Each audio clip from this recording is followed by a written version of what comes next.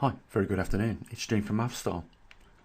This was yesterday's stock market results from the S&P 500, the top 500 companies in the United States. Now, I'm going to tell you clearly and straight up, I don't care how much you love Donald Trump or how much you hate him. I'm just saying that either way, this is bad for, the global economy, not just the American markets, but for the global economy. Look at that. That's probably the equivalent of another trillion wiped off the top 500 companies in the United States. And the rest of the world's global market's been affected because of the uncertainty in the market. And what's caused that? Donald Trump with his tariffs. And here's the thing, and you know what? You start doing your own research from now on, right? Because I watch a lot of top economic experts that teach at professor level in universities. I watch them and I listen to what they've got to say, and it makes a lot of sense.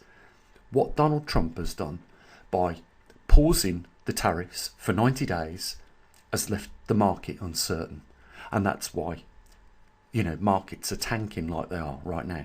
That's another trillion, by the way, on top of the 8 trillion that was lost a week or two ago for the American top 500 company. Even if he manages to get these investors to invest that 6 trillion he was talking about in big business in the next year or so, it isn't going to recover what's been lost on the share value of the top 500 companies in the United States. And what does that mean? It means your 401k and your pensions have lost that money. That 8-9 trillion now. It's mounting up. And it's because of uncertainty.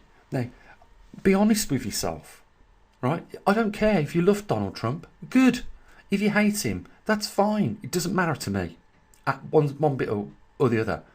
Absolutely doesn't bother me. You can like and hate who you want. You're either for the Democrats or the Republicans. It doesn't bother me at all. Honestly, it does not bother me. So there's no need to give me, any hardship in the comments like I've been getting over the last few days. And quite frankly, people have been saying, I'm unsubbing. I don't care. Your pathetic one sub to me means nothing in comparison to anything. I don't rely on this channel or my website for my income anymore. I've made sure that I am tucked away nice and cosy, so I don't rely on those as an income anymore.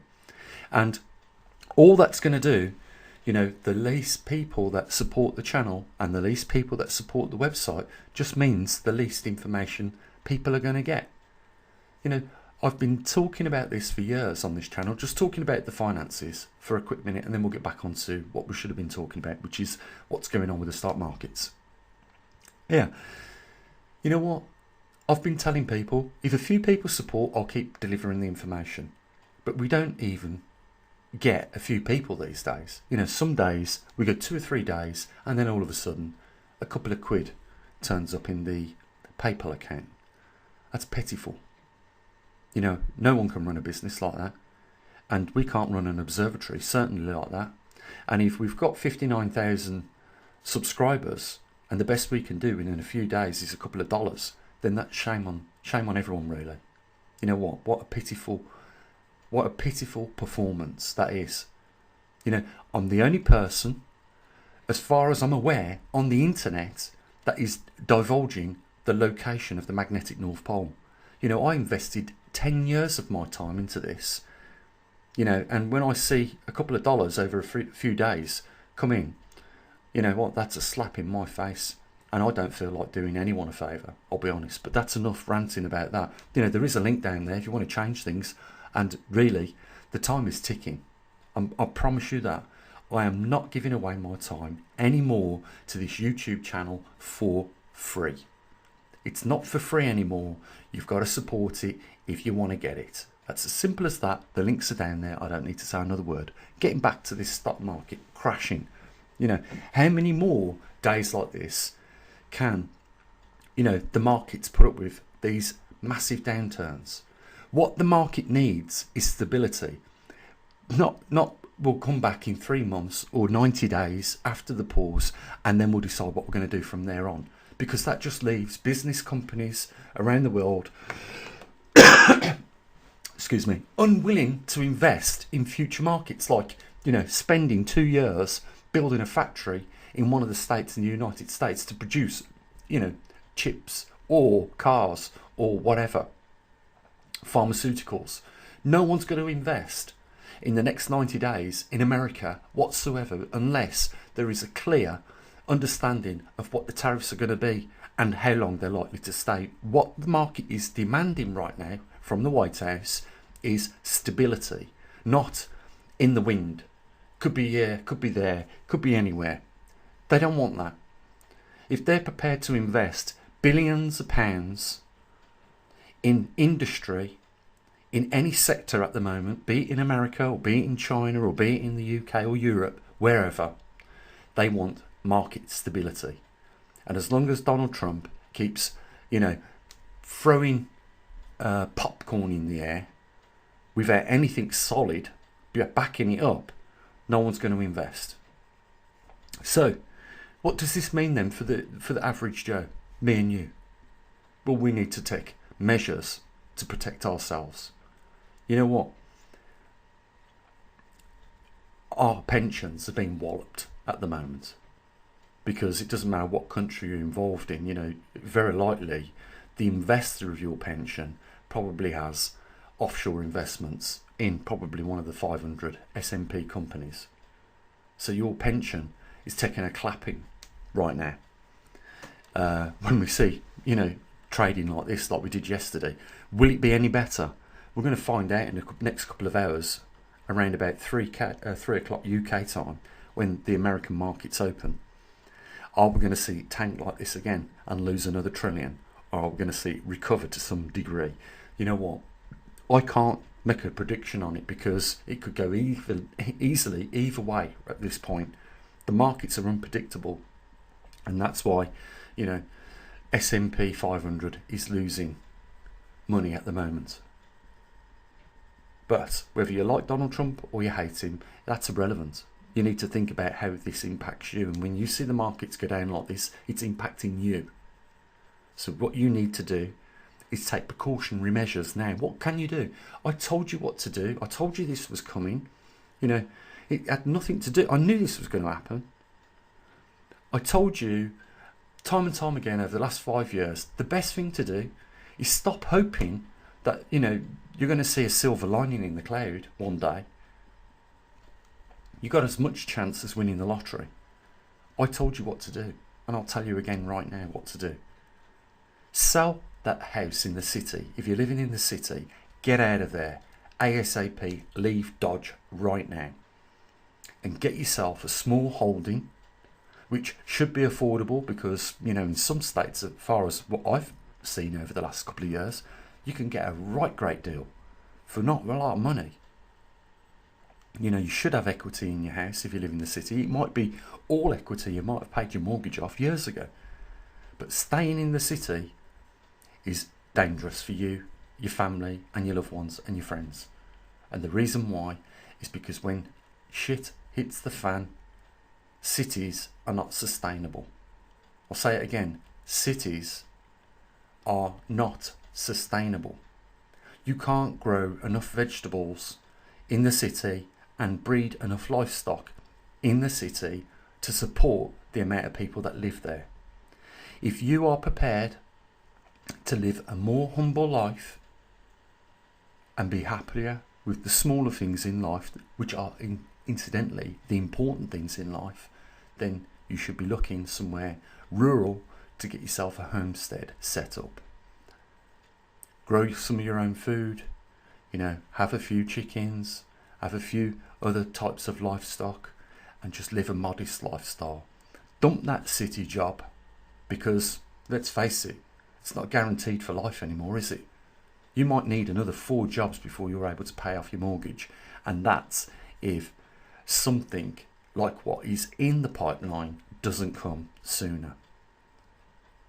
If we go through a Great Depression, your house will devalue. I mean, I could have saved people hundreds of thousands of pounds last year if they'd listened to me.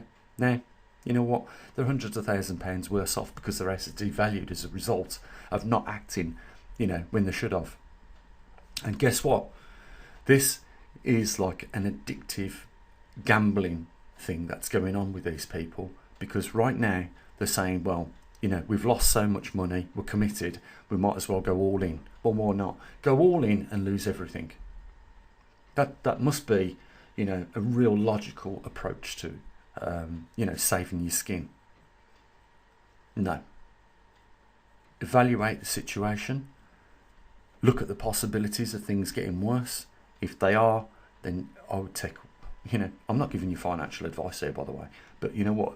I've always said this saying in my life: quit while the going's good. Get out of Dodge now, because staying, you'll risk everything. Leaving now, at least you cash out now your chips at the casino, you're taking your winnings with you, and you can start again. But the problem is with this, with people, what they don't like hearing is a reduced, modest lifestyle as opposed to what they've got. Well, if you want to carry on paying $20 for the cheapest steak, carry on. By all means, carry on. Keep living in the city, paying the extortionate costs for these things. I've seen the prices. Don't tell me in the comment section that food's getting cheaper in America, because I will laugh at you. Because I can just do a quick search right now on YouTube and look at the cost of living in America. I can guarantee you I have seen elderly, middle-aged people and young people sleeping in the cars and on the streets in massive quantities of numbers, and I've seen the price in your shops, and it's shocking. So don't tell me the cost of living has gone down. It hasn't gone down in the UK, and it is not going down in the United States, and it will continue to go up as long as we see markets go down like this. Do you understand? This is a round peg fitting in a round hole, not a triangle peg trying to fit in a square pole.